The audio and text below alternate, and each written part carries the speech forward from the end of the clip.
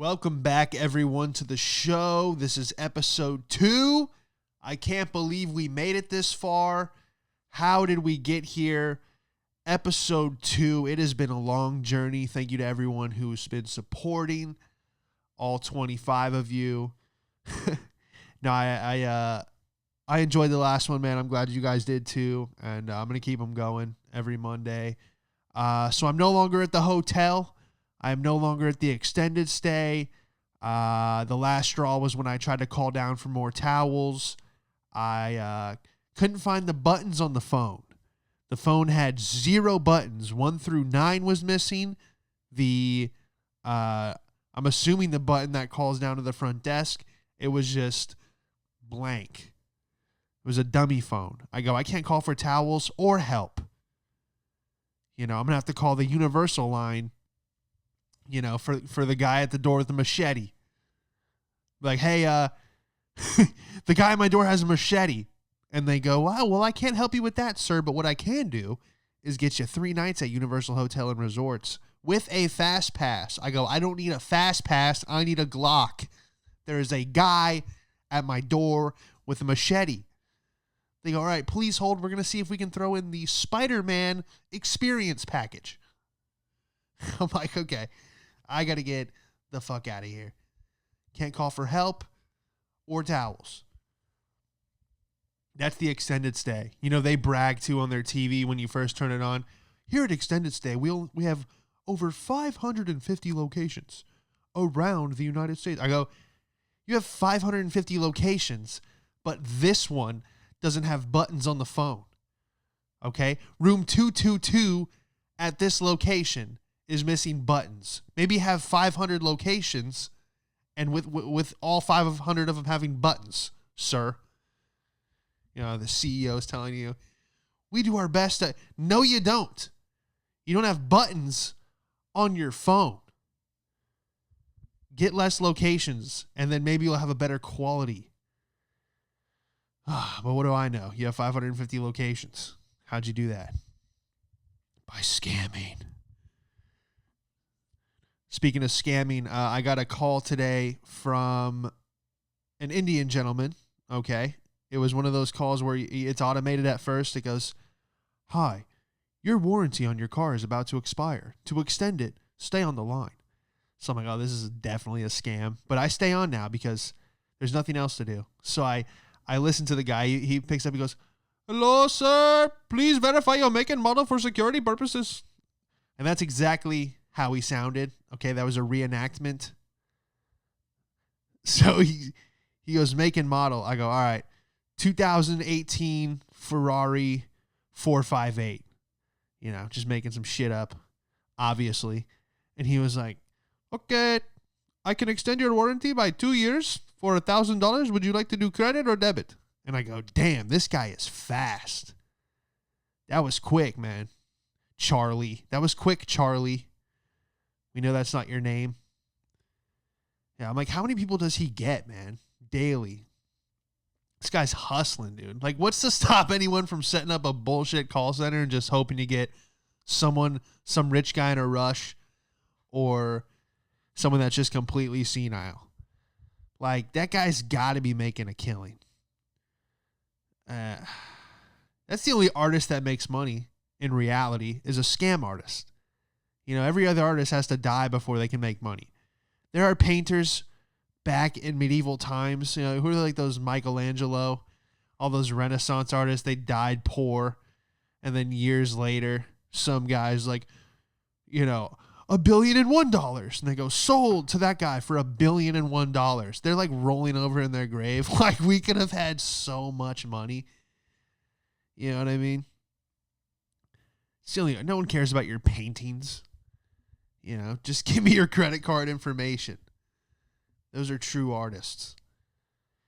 Like, what's to stop me from just moving to Nigeria and just allowing them to use my accent for scam calls? I would just use their script. Hi, I am a prince, and I have $10 million. I'd love to send it to you. Just cut me a check for $1,000. We'll do that all day. But I'm too nice of a person. I just can't fuck people over. no matter how much money is involved. You know, some industries would say that's a flaw. Okay. But Mother Nature says that's how you should live. So I'm going on that side. That's so stupid. I just got sent a video. It was a chimp opening a jar and then closing. It was like a water bottle, some sponsored ad.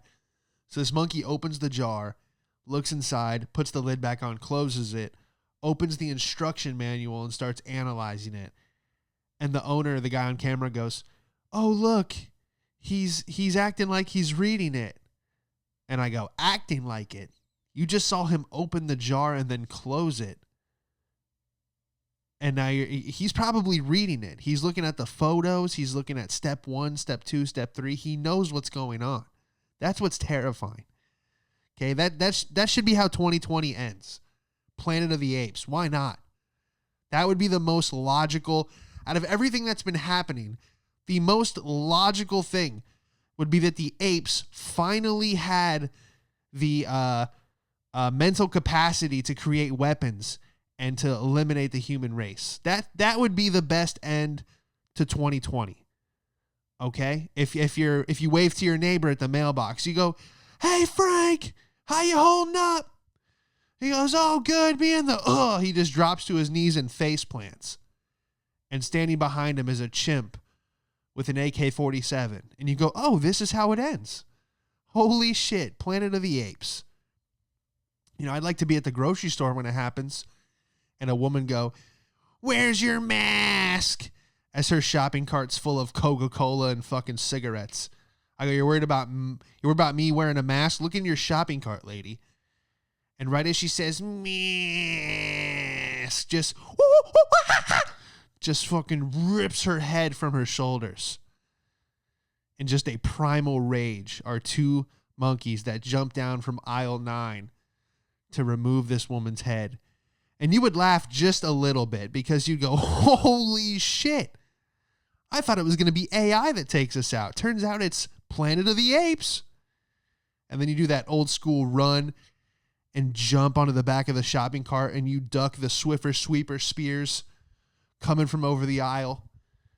And you get to your car, they break the windshield. I'm always scared that in the apocalypse, my glasses are going to get broken.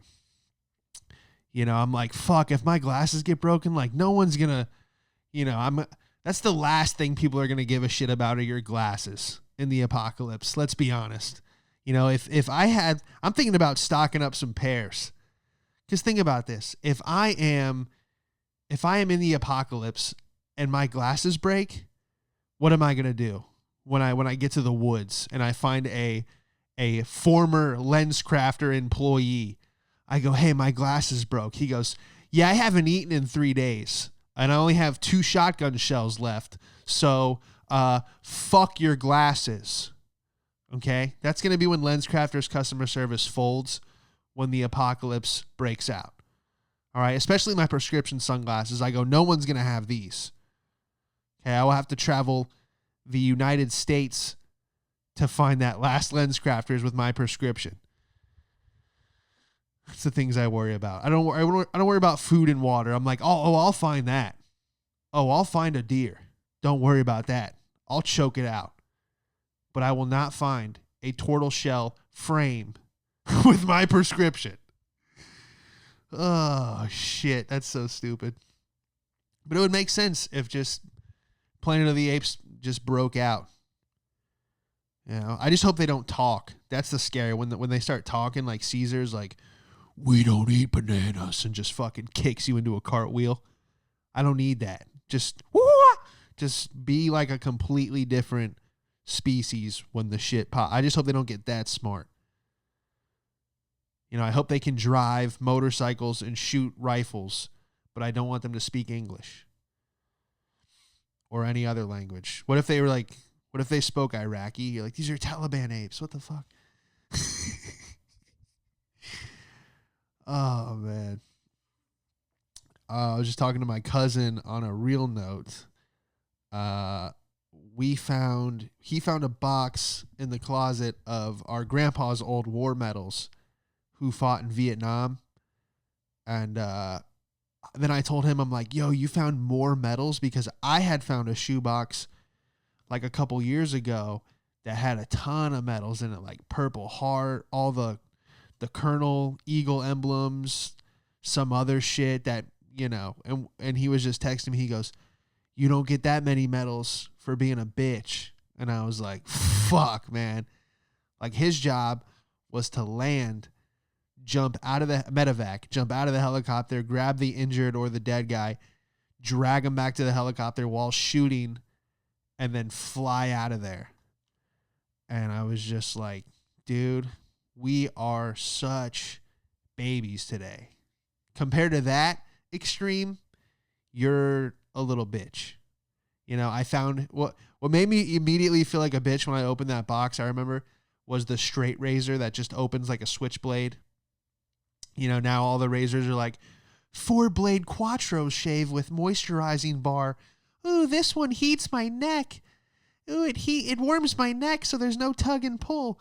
And then I'm thinking about him just fucking, being surrounded by screams and helicopters and people shooting, and someone steps on a landmine and their fucking leg goes flying off, and he's just shaving with one razor dry, in a hole. And we're over here with you. Ooh, it has 3 moisture bars. Shut up.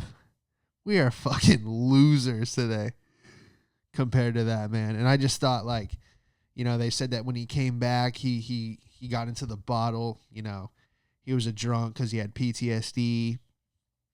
And, and I'm like, yeah, who wouldn't? I just wish I had like a conversation with him. Like, I bet he would like my weed, He'd be like, whoa, where the fuck did you get this? I'm like, California. Got it in Cali. He's like, those fucking communists. Communist California. Great weed, but they're fucking commies. Yeah, I just love to hear some of his stories. Yeah, he's like, did I ever tell you about the time when we were coming in for a landing and we cut the helicopter too sharp and we cut a Viet Cong's head right off with the blade? And I'm like, you fucking did that in real life? I only do that in Grand Theft Auto. Just some wild story. The closest I ever got to that was working at Walmart, actually, with Vietnam Joe. This guy is what we called him, Vietnam Joe. And he had a gold necklace. He was a short Italian dude, white hair.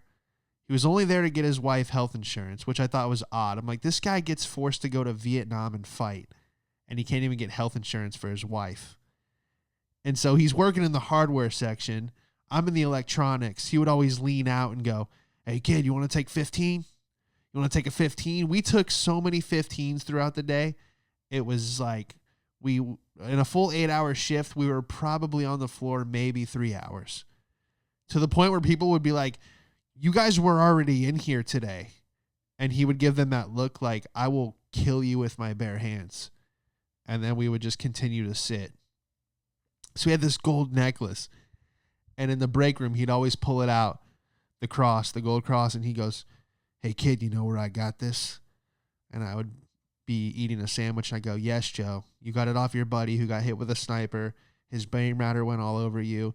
You had to fight back through the water, choke out a crocodile, and then gut a guy with your bayonet because you were out of ammo. I know where you got the cross, Joe.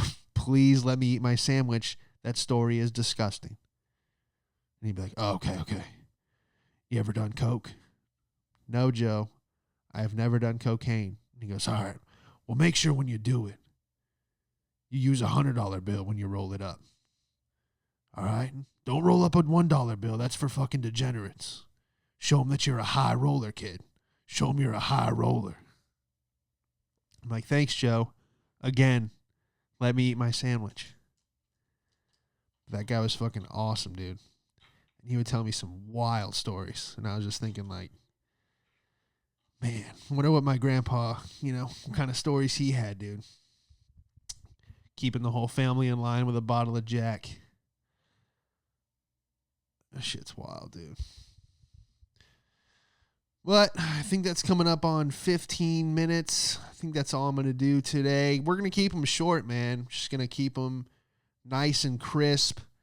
until until we can move forward. I'm gonna have people call in again. That's a future plan. Be able to discuss certain things. Yeah, that's about it, man.